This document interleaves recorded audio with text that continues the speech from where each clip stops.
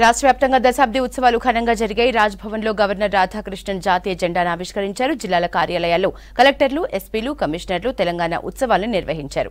తెలంగాణ అమరవీరుల్ని తలుచుకుని నివాళులర్పించారు. రాజ్భవన్లో తెలంగాణ ఆవిర్భావ వేడుకలు గ్రాండ్గా జరిగాయి. గవర్నర్ రాధాకృష్ణన్ జాతీయ జెండా ఆవిష్కరించి రాష్ట్ర ప్రజలకు శుభాకాంక్షలు తెలిపారు. అనంతరం పోలీసుల గౌరవ వందనం స్వీకరించారు.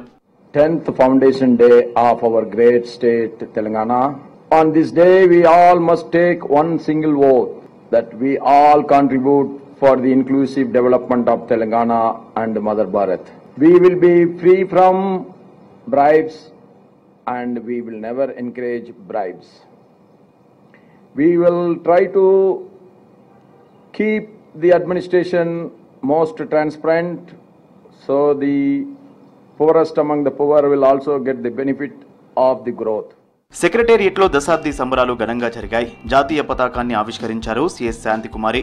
వేడుకల్లో ప్రభుత్వ ముఖ్య కార్యదర్శులు, ఉన్నతాధికారులు, సిబ్బంది పాల్గొన్నారు.